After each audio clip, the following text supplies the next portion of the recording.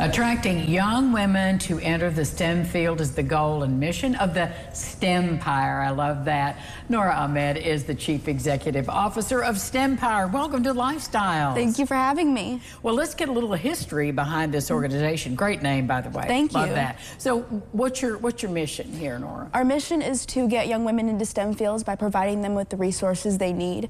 We understand that women don't always have the resources to access higher education, and particularly with access to STEM fields in that regard. And we are all about creating those barriers and breaking them down. And we would love to get women into STEM fields, specifically within Evansville, within the Evansville Promise neighborhood, which is known for having barriers to higher education and hosting a number of young women with underserved backgrounds. So how old is your organization? It's 2 years old now. So it's still brand new. And what inspired you personally to be really kind of the catalyst behind this? Well, my best friend and I, Gabby Saunders, we founded Stempire for the University of Evansville's Changemaker Challenge, and they gave us a list of things they wanted to see change in the community, and we saw STEM in there, and we're like, we want to go into STEM. This is something that interests us in particular, and it kind of grew from there as we realized how much of a problem this really is within the world. Well, and you mentioned the Promise Zone neighborhoods. A lot of people don't know what that is. Can you help us understand what that neighborhood is, where they are, and how you can reach in? Yeah, it's a federally funded neighborhood right here in Evansville. We try to provide resources for this neighborhood, both the federal government and a number of nonprofits in Evansville, to provide access to economically disadvantaged people within that neighborhood.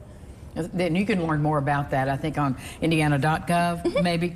All right, so to find out who those people are that you will be helping. Now, we're shooting for a conference this summer. I would love to be able to get that set up. What are your hopes and goals for that event, and how can we help you? My hopes and goals are to engage the community and to do outreach within the community to get more volunteers for Stempire and to further our impact to just not being within Evansville, but to be within southern Indiana and eventually within Indiana as a whole. And so your conference will be in Evansville, New York? It will be in Evansville, yeah. Okay. And you're trying to, raise funds, get that backing for the event. Yes. And will that be an all day or a weekend, or how are you? It'll be a weekend. What's your vision? Okay. Yeah, we want to have this conference serve as a 2-day event. The first day will be for hands-on STEM exposure, so women can gain access and have that sort of knowledge into the STEM fields. You don't know what you like until you know. And we want to engage in proactive talent identification. You might be like me, where I'm not the best at math, but I really love science as a field, and you might think you're not capable of doing that, or that's not your field, and it takes a while to get to know, I'm actually really good at this aspect. This is something that really, I enjoy.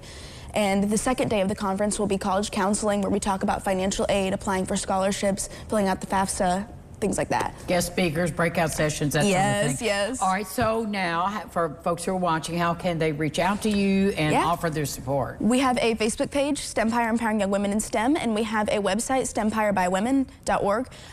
You can reach out to us through either of those access points, and we would love to hear from you guys. Thank you so much for the work you're doing, Nora. Thank you. Appreciate it. We'll be back with more Lifestyles right after this. Stick around.